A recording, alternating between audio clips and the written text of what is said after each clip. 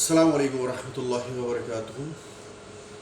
कई दिनों से मुझे कुछ दोस्तों ने बोला कि आप एक वीडियो बना दो जिसमें एक इंडस्ट्रियल यूनिट सेटअप करने के बारे में जो नए लोग जाना चाहते हैं उनको कुछ जानकारी मिल जाए।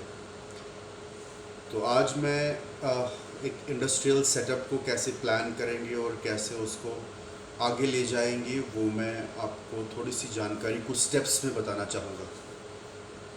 सबसे पहला स्टेप जो इंडस्ट्रियल यूनिट सेटअप करने में है वो है कि आप डिसाइड करें कि आपको मैन्युफैक्चरिंग सेक्टर में जाना है या सर्विस सेक्टर में।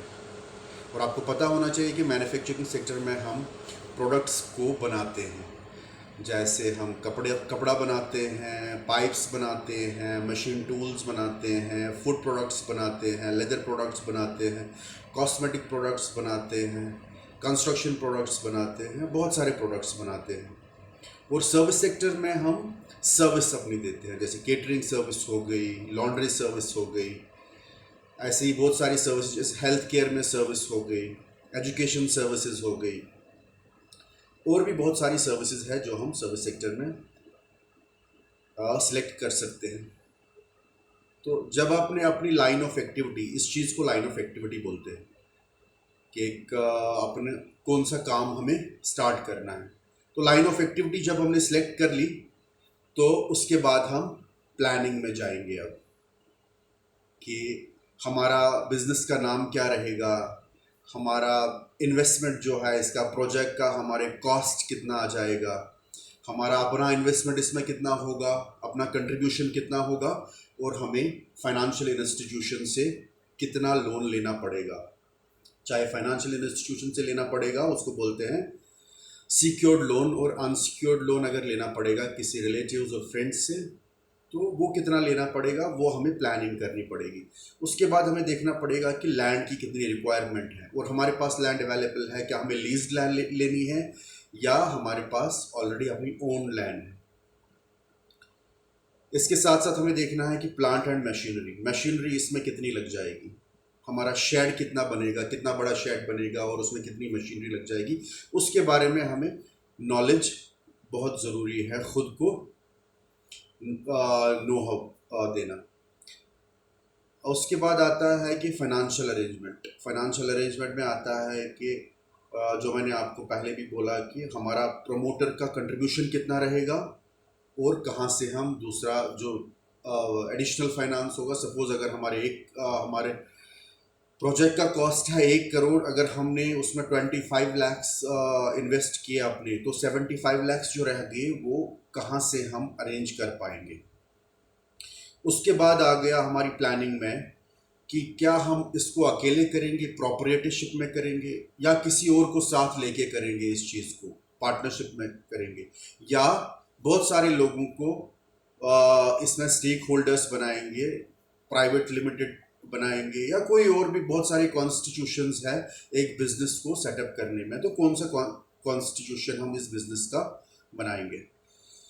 तो कोशिश करनी है कि हमें जो भी सेटअप करना है वो स्मॉलर कैपेसिटी से ही करेंगे। हम उतना स्मॉल भी नहीं कि वायबल ही ना हो, लेकिन smaller means smaller as well as viable. तो वो आपको स्टडी करना पड़ेगा।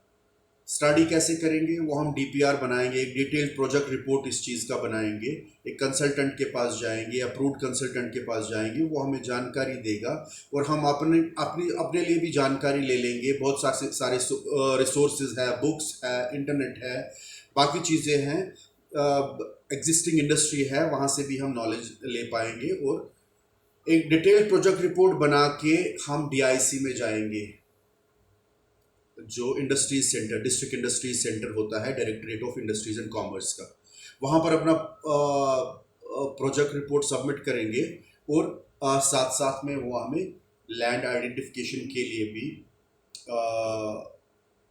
आगे भेजेंगे। अगर हमारे पास अपनी लैंड है तो हमें नहीं चाहिए, अगर हमें सिडको या सीकॉप से लेनी है तो वो हमें उनके लिए लेटर्स दे देंगे। और साथ साथ में हमें परमिशंस लानी पड़ती है, जैसे कंसेंट एस्टैब्लिश लाना पड़ता है पोल्यूशन कंट्रोल बोर्ड से, और इलेक्ट्रिसिटी फिजिबिलिटी देखनी पड़ती है इलेक्ट्रिक डिपार्टमेंट में, पीडीडी में। और कमर्शियल टैक्सेस में हमें देखना पड़ेगा जीएसटी रजिस्ट्रेशन अपने बिजनेस का। ये तीन चीज़ें बहुत इंपॉर्टेंट है लैंड आइडेंटिफिकेशन के बाद। और बिल्डिंग परमिशन, क्योंकि आगे हमें बिल्डिंग परमिशन भी चाहिए होगा, बिल्डिंग परमिशन के लिए भी अप्लाई करना पड़ेगा। तो जब हमें ये सारी चीज़ें मिल गई तो हम अपना सिविल वर्क स्टार्ट कर सकते हैं। और बैंक को भी जा सकते हैं, बैंक के पास या किसी दूसरे फाइनेंशियल इंस्टीट्यूशन के पास जो हमें प्रोवाइड करेगा इसके लिए अपने बिजनेस के लिए टर्म लोन, क्योंकि तभी हम आगे जा पाएंगे। अगर हमारे पास है capital then we don't need term loan. तो if we don't have then we have to get the sanction letter from the bank, और उसके बाद हम सिविल वर्क अपना स्टार्ट करेंगे। उसके बाद मशीनरी को साइमल्टेनियसली ऑर्डर करेंगे।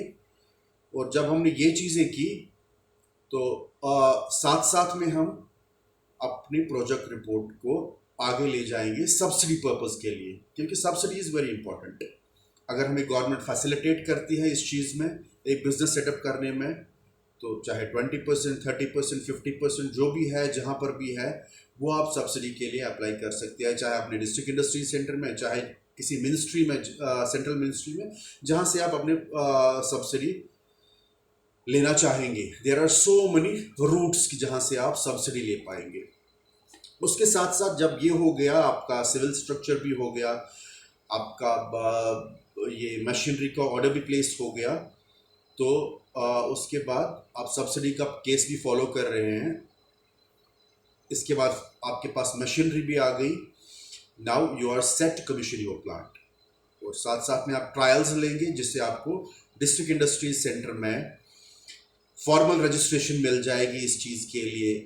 और काम करने के लिए आपको वेरिफिकेशन सर्टिफिकेट्स बहुत लानी पड़ेंगी, जैसे लेबर डिपार्टमेंट से, दूसरे डिपार्टमेंट, अगर लीगल मेट्रोलॉजी का इसमें कोई रोल होगा उनसे, और लाइसेंसेस लेनी पड़ेगी। अगर आपका जिस डिपार्टमेंट के साथ आपकी वाबस्तगी होगी उनकी लाइसेंसेस भी लेनी पड़ेगी। जब ये सारा आपने कॉम्प्लाई किया, ये सारी रेगुलेशंस आपने कॉम्प्लाई की, उसके बाद you will start making sections in your business.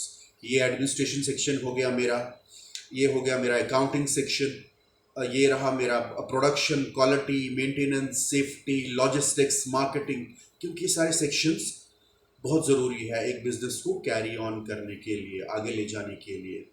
और प्रॉपरली अपने आप फॉलो जब करेंगे स्टैंडर्ड ऑपरेटिंग प्रोसीजर्स जब आप फॉलो करेंगे, तो आप इंशाल्लाह अपने बिजनेस को आगे ले जाएंगे। ये सब कुछ इंपॉर्टेंट स्टेप्स हैं जो आपको फॉलो करने पड़ेंगे एक नए बिजनेस को स्टार्ट करने के लिए, from start till commissioning of your plant. I hope कि आप जान गए होंगे ये बहुत इंपॉर्टेंट चीज़ें। उम्मीद है कि नेक्स्ट वीडियो में आगे ले आऊँगा आपके बेनिफिट के लिए बहुत जल्दी, और बहुत फ़ायदेमंद रहेगा आपके लिए। Thank you so much.